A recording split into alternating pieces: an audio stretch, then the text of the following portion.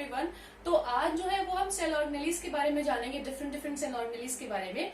तो मैंने अपने प्रीवियस वीडियोस में जो है प्लाज्मा मेम्ब्रेन और न्यूक्लियस के बारे में बता दिया, एक्सप्लेन कर दिया है। इसके बाद एक छोटा सा टॉपिक आता है, that is your cell wall. तो सेल वॉल जो होता है वो सेल के बाहर एक एडिशनल बाउंड्री होती है सेल मेम्ब्रेन के बाहर, जो उसे एक्स्ट्रा स्ट्रेंथ और सपोर्ट जो है वो प्रोवाइड करती है। स्ट्रक्चर, स्ट्रेंथ एंड सपोर्ट जो है वो सेल वॉल का फंक्शन होता है। लाइक हमारे घर की जो दीवारें होती है, एक मेन दीवार होती है, इसके अलावा जो है हम कभी कभी अपने एक्स्ट्रा प्रोटेक्शन के लिए जो है एक घर के बाहर एक बड़ी सी बाउंड्री डाल देते हैं। तो जो बड़ी वाली बाउंड्री है that is your cell wall. ठीक है।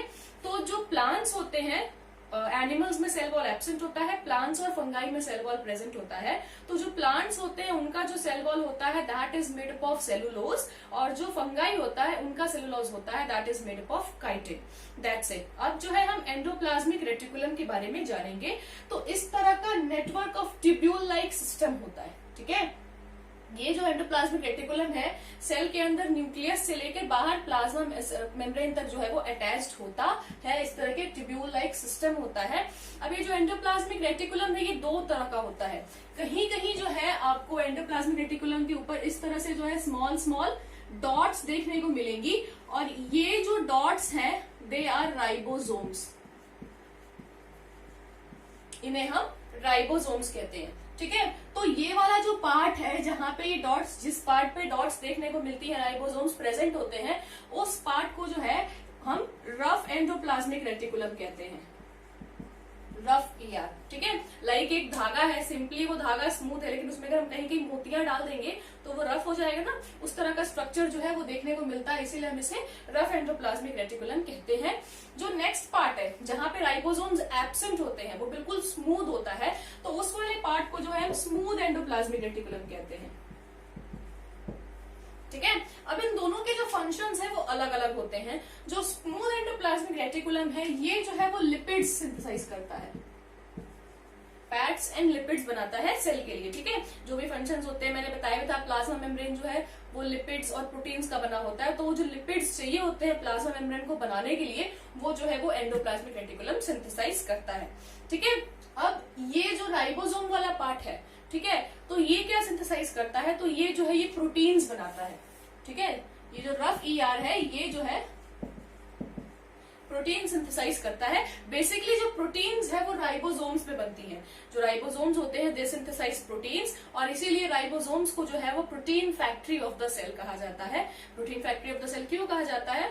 बिकॉज उसमें राइबोसोम्स का फॉर्मेशन होता है। जस्ट एज आइसक्रीम फैक्ट्री में आइसक्रीम बनती है, उसी तरह राइबोसोम्स जो है वो प्रोटीन फैक्ट्री है। दैट मीन्स यहाँ पे प्रोटीन का सिंथेसिस होता है, और यही प्रोटीन्स और लिपिड्स जो है सेल में यूज होते हैं डिफरेंट डिफरेंट जगह। प्लाज्मा मेम्ब्रेन को अगर बनाने में यूज होते हैं तो मैंने बताया था उस प्रोसेस को मेम्ब्रेन बायोजेनेसिस कहते हैं, वरना ये दूसरे पर्पस में भी जो है यूज किए जाते हैं। तो this was all about your endoplasmic reticulum. ठीक है। जो नेक्स्ट हमारा टॉपिक है दैट इज माइटोकॉन्ड्रिया।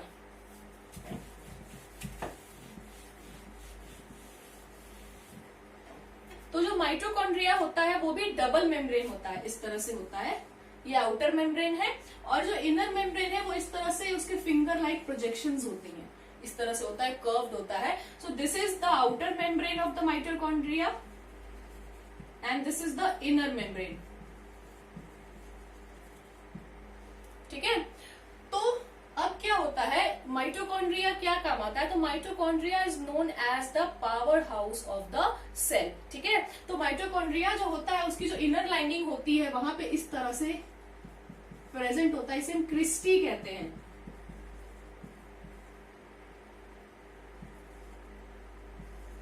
ठीक है। क्रिस्टी कहते हैं, और इसी क्रिस्टी पे जो है वो क्या होता है, इसी क्रिस्टी पे एटीपी फॉर्मेशन, एनर्जी का फॉर्मेशन होता है। एटीपी किसे क्या होता है? एटीपी का full form adenosine triphosphate. This is the energy currency of our body. ठीक है। बॉडी में जो एनर्जी प्रोड्यूस होता है, जिस एनर्जी के थ्रू जो है पूरे बॉडी में सारे फंक्शंस होते हैं, वो यही एटीपी है। Energy currency in the sense कि जिस तरह हमारे लाइफ को जीने के लिए वी नीड मनी, जो भी प्रॉब्लम, जो भी फंक्शन हमें करना होता है हम पैसे की वजह से करते हैं। खाना खरीदना है, कपड़ा खरीदना है, जो भी लाइफ कुछ भी खरीदना है वो किस किस से होता है, पैसे से होता है। उसी तरह बॉडी में जो भी फंक्शंस हो रहे हैं उनके लिए जो भी एनर्जी चाहिए वो किस फॉर्म में चाहिए होती है, एटीपी के फॉर्म में, ठीक है। और इसीलिए जो है माइटोकॉन्ड्रिया को power house of the cell कहा जाता है। ये जो एटीपी है ये माइटोकॉन्ड्रिया के अंदर बनती है एरोबिक ऑर्गेनिजम्स में। ऑक्सीजन की हेल्प से जो है वो माइटोकॉन्ड्रिया के अंदर जो है वो एनर्जी बनाया जाता है। कैसे बनाया जाता है ये हम नेक्स्ट क्लास में पढ़ेंगे। अभी आप इतना ही जानिए कि थ्रू ऑक्सीडेटिव फॉस्फोराइलेशन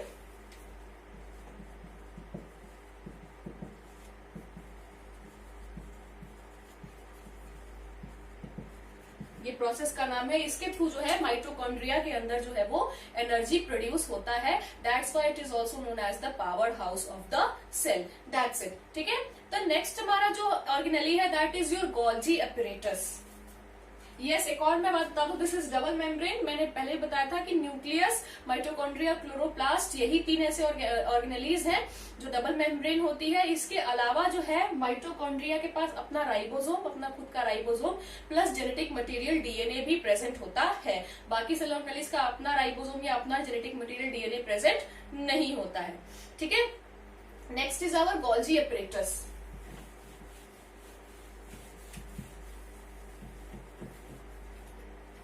तो इस तरह से जो है सैक्स और वेसिकल्स,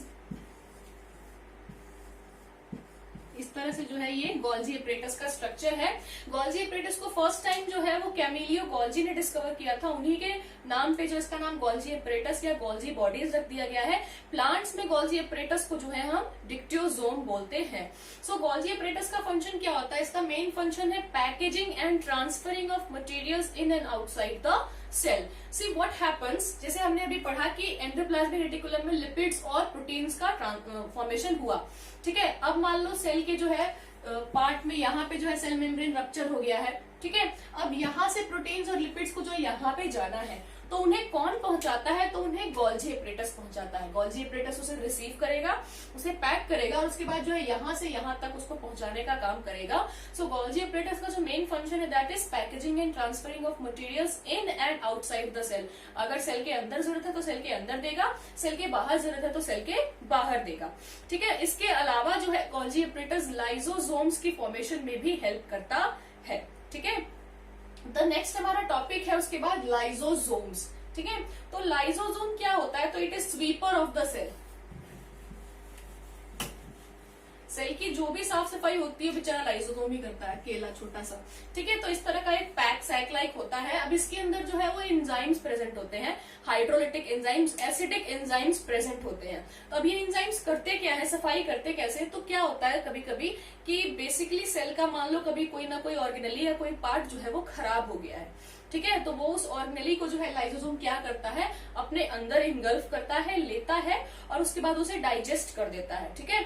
और डाइजेस्ट करने के बाद जो भी चीजें बनती हैं उसे जो है फिर से सेल को प्रोवाइड कर देता है ताकि वो फिर से उस तरह एक नया ऑर्गेनेली बना पाए। बिकॉज किसी भी ऑर्गेनेली के बिना जो है वो सेल अधूरा है। हर एक ऑर्गेनेली का अपना अपना फंक्शन है और सारी ऑर्गेनेलीज जो है वो इम्पोर्टेंट है सेल के लिए, ठीक है। जस्ट एग्जाम्पल मैं देती हूँ कि लाइक आपके घर की किसी दीवार में दरार आ गई है ना, तो अब आप पूरा घर तो तोड़ोगे नहीं, ठीक है। तो हम क्या करते हैं, उस दीवार को हमने तोड़ा और उसके बाद जो है अब उसको जब तोड़ा तो उसमें कुछ अच्छे ईंटें भी निकल जाते हैं, है ना। तो हम जो है कुछ नई ईंटें और कुछ अच्छे ईंटों को जोड़ के जो है फिर से एक नया दीवार बना देते हैं। उसी तरह उस ऑर्गेनेली को जो है लाइसोसोम अपने अंदर लेता है, डाइजेस्ट करता है, उसके बाद जो भी उससे बनता है मटेरियल, जो भी बनता है डाइजेशन के बाद उसे फिर से सेल को प्रोवाइड कर देता है ताकि वो उस जैसा एक नया ऑर्गेनेली तैयार कर दे। उसके बाद क्या होता है, कभी कभी जो होता है वो पूरा का पूरा सेल डिसफंक्शनल हो जाता है, पूरे के पूरे सेल में प्रॉब्लम आ जाती है।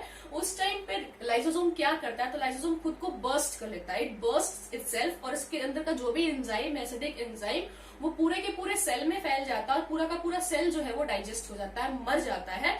इसीलिए जो है लाइसोसोम्स को हम कहते हैं suicidal bag of the cell, ठीक है। तो अगर आपसे क्वेश्चन पूछा जाए why lysosomes are known as suicidal bag of the cell, तो आप लिखोगे sometimes the whole cell gets dysfunctional, ठीक है। At that time lysosome burst itself and all the enzymes of lysosomes get dissolve the cell, ठीक है। पूरा का पूरा सेल को वो डिसॉल्व कर लेता है है ना, किल्स द सेल, आप ये भी कह सकते हो।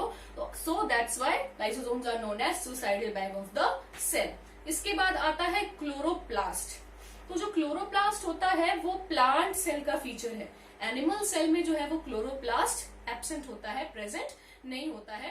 अब तीन तरह के होते हैं हमारे